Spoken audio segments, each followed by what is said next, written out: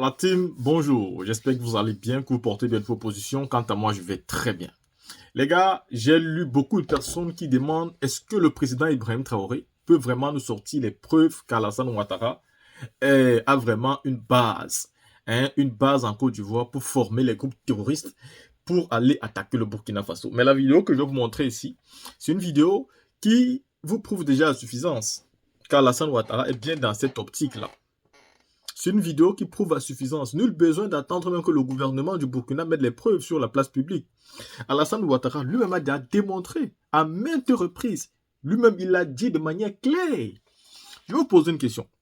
Qu'est-ce que ça signifie quand un président vient prendre un micro et devant tout le monde entier, il déclare la guerre à un État où il y a un coup d'État? Qu'est-ce que ça signifie réellement? Est-ce que ce n'est pas une tentative de déstabilisation, ça? Est-ce que ce n'est pas une tentative de faire la guerre à un pays qui n'est pas le vôtre? Qu'est-ce que ça signifie? Il est venu parler et dire qu'il parlait au nom de la CEDEAO. Mais vous venez vous attaquer à un pays qui vous dit déjà qu'elle n'est plus d'accord avec les décisions de la CEDEAO. Vous avez décidé d'attaquer le Niger en ce moment-là. Pourtant, le Niger était déjà dans une position de velléité avec vous.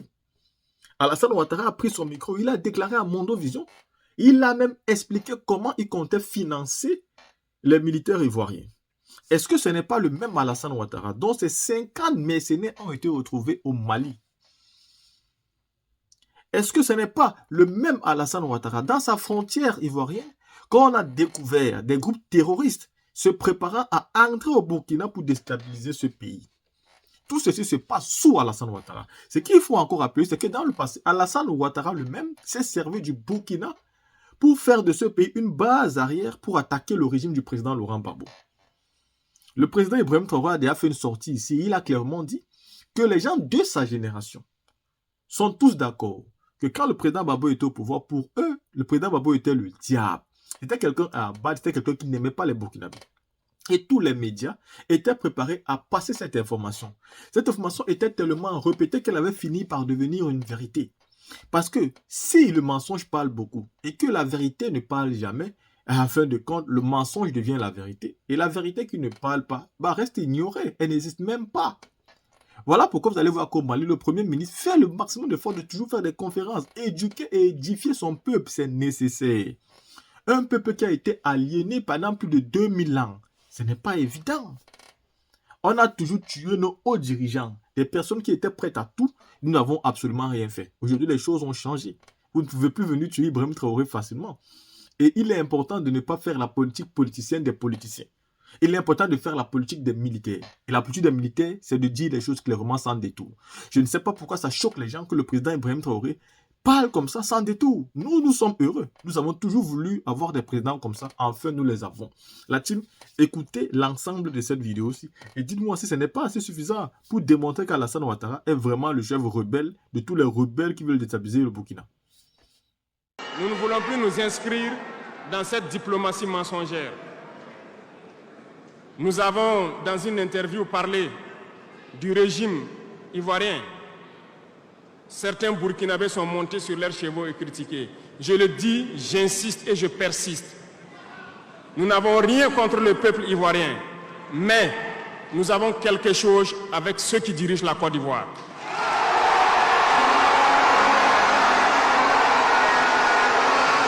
Nous le disons et nous le répétons encore.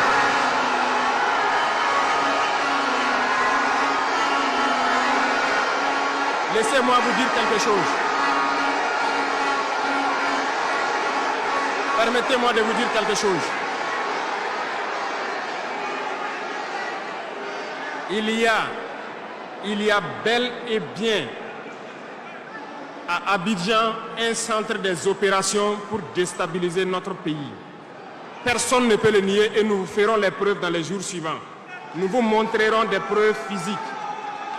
Vous allez comprendre de quoi nous parlons. Personne ne viendra nous dire qu'au Bénin, il n'y a pas de base française dirigée contre nous. Nous avons les preuves sous la main. 2 bases importantes.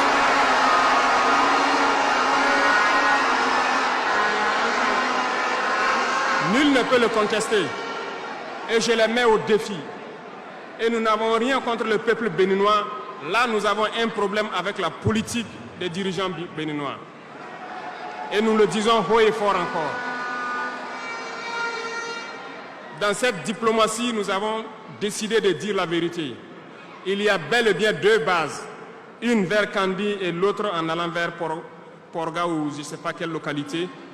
Des pistes ont été réaménagées à plus de 3000 mètres de long. Des avions atterrissent, les gens équipent et forment les terroristes là-bas. Nous avons des enregistrements audio d'agents français au Bénin là-bas qui se jouent les centres des opérations des terroristes. Ils montent les opérations avec eux. Ils les aident à se soigner. Ils font tout ce qu'il y a là-bas. Nous avons tous les détails sur eux. Et vous ne voulez pas qu'on le dise à notre peuple? On va le dire. Si vous ne le voulez pas, s'ils ne le veulent pas, qu'ils arrêtent de se comporter ainsi. C'est simple. Nous n'avons forcé personne à prendre son indépendance. Si vous décidez de rester dans votre situation, mais ne prenez pas vos pays pour en faire des bases arrière parce que ce sont vos populations qui vont en souffrir après. Et ce n'est pas une bonne politique. Nous le disons par expérience, et je le répète toujours, le Burkina a été une base arrière pour déstabiliser certains pays. Et ce n'est pas bien. Le Burkina a été une base arrière à un moment donné pour les terroristes ici. Voilà le prix que nous payons. Donc, pour prévenir les peuples de ces pays dont je parle, doivent parler à leurs dirigeants et qu'ils arrêtent cette politique parce que ça ne les arrange pas du tout.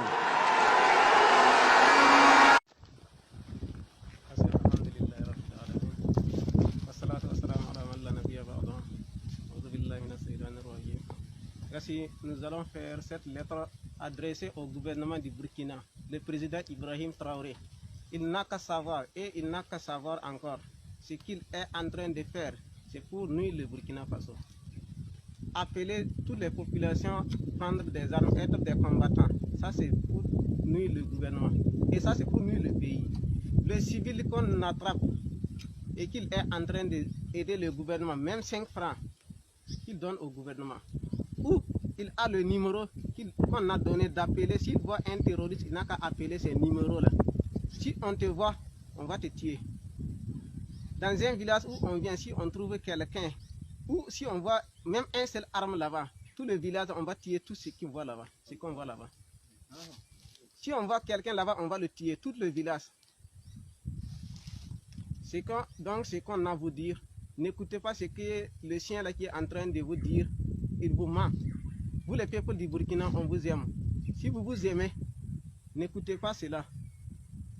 Évitez entre nous et les FDS ou VDP, chacun n'a qu'à aller cultiver et puis faire son travail familial. Et il n'a qu'à quitter entre nous et à nos ennemis. Si tu refuses cela, tu rentres dedans, tu vas mourir pour rien. Assalamu alaikum. Les chefs d'État ont marqué un accord donc pour le déploiement des troupes d'un certain nombre de pays, dont la Côte d'Ivoire. La Côte d'Ivoire fournira un bataillon et a pris toutes les dispositions financières pour l'opération. Si elle doit durer 3 mois, les provisions seront faites au niveau budgétaire pour que nos soldats et nos officiers qui participeront à cette opération ne manquent de rien. Donc la Côte d'Ivoire est prête et je viens de donner instruction au chef d'état-major général des armées de commencer la mobilisation de ces troupes pour leur participation à cette opération de la CEDEAO. Je voudrais indiquer que ces décisions sont collectives, sont celles de la communauté des États de l'Afrique de l'Ouest. Ce ne sont pas des décisions qu'il faut attribuer à un État, que ce soit le Nigeria ou la Côte d'Ivoire ou le Bénin. Ces 3 pays déjà ont indiqué leur capacité de participer à cette opération. D'autres pays le feront bientôt. Donc la conférence des chefs d'État tient à le faire savoir que c'est une opération de la CEDEAO. Ce n'est pas une opération des Nigérians contre les Nigériens ou des Béninois contre les Nigériens, puisque ces deux pays sont des pays. Bon. Crédit 2024, les combattants de la liberté, les combattants du Front patriotique de libération étaient en patrouille dans les environs d'Arlit quand ils étaient tombés dans une embuscade tendue par les forces armées nigériennes. Il y a eu un affrontement évidemment et le bilan est lourd. Au cours de cet affrontement, c'est une chose que nous n'avons jamais voulu. Le Force patriotique de libération n'a jamais voulu s'attaquer aux forces armées nigériennes. La chose est arrivée, nous assumons la responsabilité. Nous, le Front patriotique de libération, notre combat, c'est le combat pour la libération de la patrie. C'est le combat contre l'injustice. C'est le combat contre les inégalités. C'est le combat contre l'arbitraire. C'est le combat pour l'état de droit, pour la liberté, pour la justice. Et le 7 février, évidemment, quand il y a eu les affrontements entre les forces patriotiques de libération et les FDS, nous avons enregistré 5 morts dans les rangs de nos éléments. 4 portés disparus et 7 blessés. Les forces armées nigériennes ont détruit 2 de nos véhicules. De l'autre côté, pour eux, le bilan est lourd. Il faut le rappeler, même si le gouvernement essaye de cacher la vérité au peuple nigérien. Un gouvernement normalement qui est là en train d'œuvrer pour l'intérêt général ne devait pas cacher la vérité. Mais ils sont en train de cacher la vérité. Ils ont caché, ça fait pratiquement 4 jours aujourd'hui. Ils essayent d'occulter toute la vérité, toute la lumière autour de cette affaire. Mais, il faut le dire, nous connaissons ce qui s'est passé là-bas. Dans les rangs des forces armées nigériennes, nous déplorons. Parce que notre objectif n'est jamais de tuer un Nigérien ou de tuer un élément des forces de défense et de sécurité. Mais, devant l'impossible, nul n'est tenu. Il nous a, dans une patrouille, on s'est croisé, on a croisé le fer et le bilan est lourd. Au point que nous-mêmes nous regrettons les pertes qui sont enregistrées dans l'écran des forces de défense et de sécurité. Nous avons enregistré 11 véhicules ont été détruits des forces de défense et de sécurité. 27 morts et 9 blessés. Et parmi les blessés, il y a un expatrié disposant d'un passeport ukrainien, évidemment. Nous nous battons pour un Niger meilleur. Nous nous battons pour la liberté. Nous nous battons pour la démocratie, pour le retour à l'ordre constitutionnel. Il faut que ce soit clair. Nous ne nous battons pas contre l'armée nigérienne. Si les forces de défense et de sécurité jusque-là ils n'ont pas compris cette situation, alors qu'ils s'attendent à d'autres réactions. Depuis 2 semaines, nous avons averti dans un communiqué, nous les avons avertis à plusieurs reprises pour les faire comprendre que non, nous ne sommes pas contre eux, nous sommes contre le régime, contre les despotes, contre les traîtres Tchani. C'est tout.